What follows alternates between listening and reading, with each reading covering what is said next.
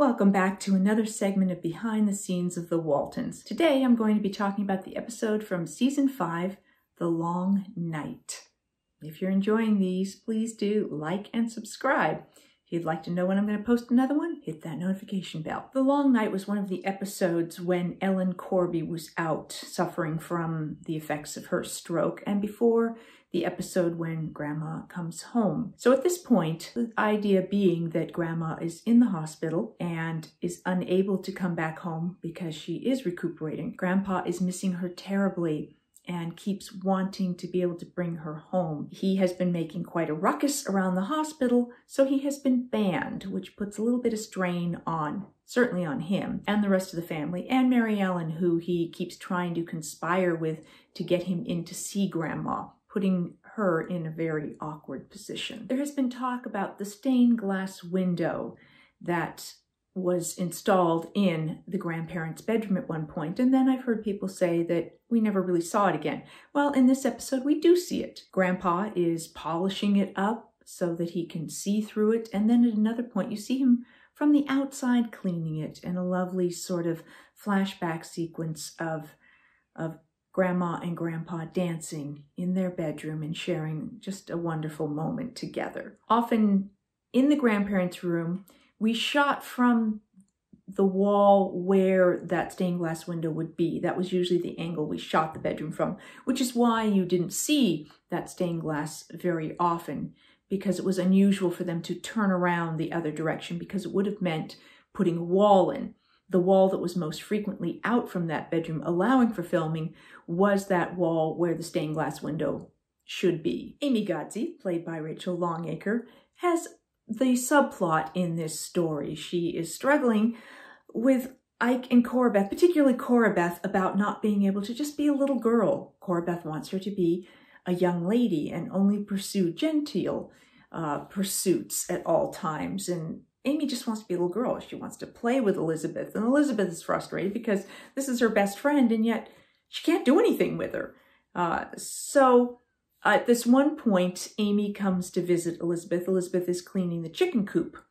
I noticed that when Amy left, she left down this path that didn't get used very often. It was between the old sawmill and the chicken coop, and basically just went off into heavy bushes. So there really wasn't much of a path there, which is why we didn't use it very often. The camera never really went very far down that path. We were more likely to just see people disappear around that corner. And I think they pretty quickly ran into thicker bush and couldn't go anywhere else. There was a wonderful all-in-one sequence crafted by Harry Harris near the beginning of this episode, where you see in the living room, and then the camera moves past where the fireplace is, and then there's the timing of Elizabeth coming out of the grandparents' room and then continuing into the kitchen to speak with Mama. They have a conversation. There's never any close-ups there. And then shortly after that, Olivia goes back into the living room. This is all part of the same shot. She talks with Ben, who's putting up a sign saying, "Welcome home, Grandma." And then she turns and goes over to where Jason is playing the piano.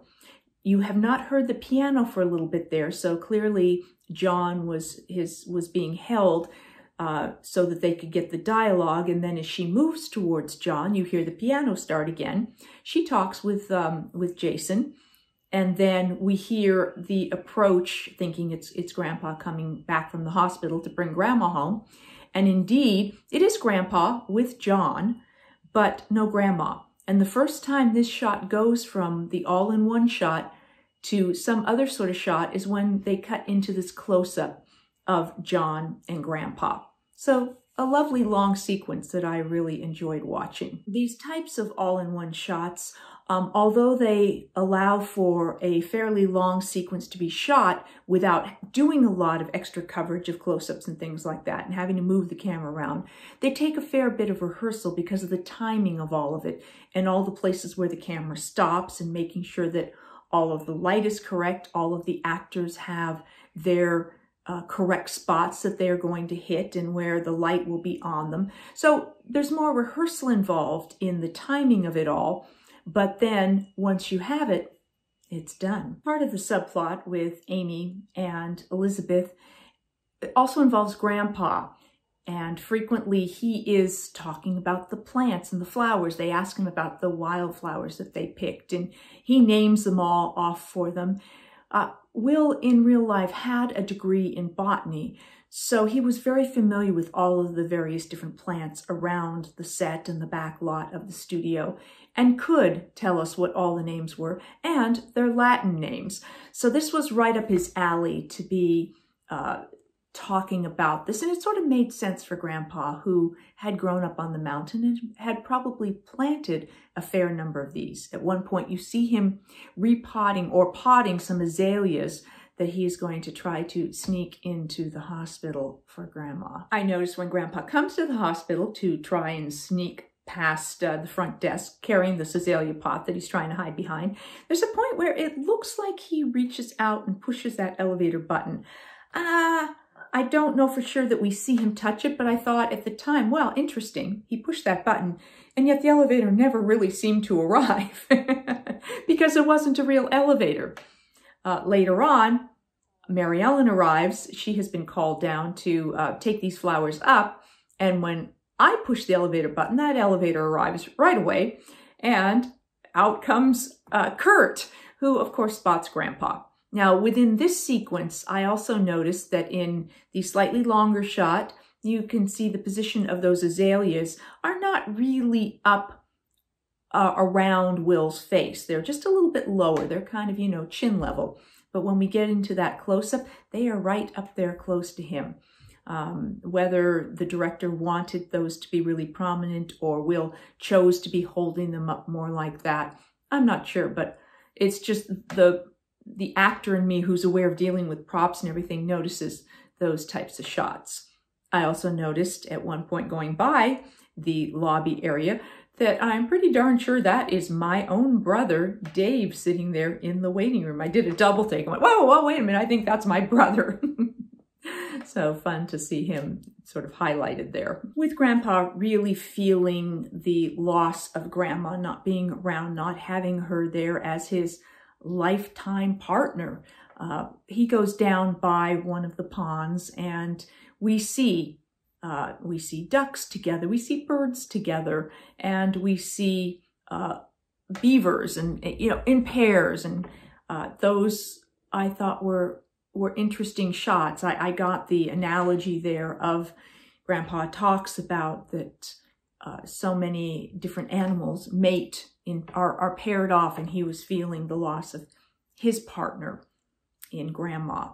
But those would have been stock footage of various different animals, because I don't remember ever actually having ducks in Drusilla's pond, not on a regular basis. So if they were there, they had been sort of brought in for that scene there while Grandpa is hanging around near the pond, missing Grandma. I love the story point created when Olivia and John are in bed and different footsteps are heard, and she keeps very clearly identifying who's coming in. You know, no, that's not John Boy's footsteps, or no, that's Jason arriving, or no, that must be Grandpa going down. That she recognizes the sound of everyone's footsteps coming and going because of all the years that she has listened to that. And then Jason comes in, and beautiful moment where he sings to Grandpa, who's trying to get to sleep. John, I believe, would have played and sung this song live in that take. Something a little different in this episode were that the goodnights were done early. They were not the last thing we heard in the episode. We actually see Elizabeth and the parents. We hear them saying goodnight, and Grandpa listening to all of this and recognizing that he's not hearing Esther saying goodnight. You see him get into the truck. He goes outside, he's leaving, he gets in the truck. As it goes by camera, we can't actually identify who is driving. And I'm pretty darn certain that it was not Will driving, because I don't know that he ever actually drove that truck. Then he goes to the hospital so that he can sit outside Grandma's hospital room and wish her good night so that as they have for all their years together. So a little bit different ending, but very sweet and very appropriate for this episode and celebrating those two characters and their long life and marriage together. That's what I have for you for this segment of Behind the Scenes of the Waltons, The Long Goodnight. I'll see you next time with another Behind the Scenes and some more Ask Judy. Thanks for watching.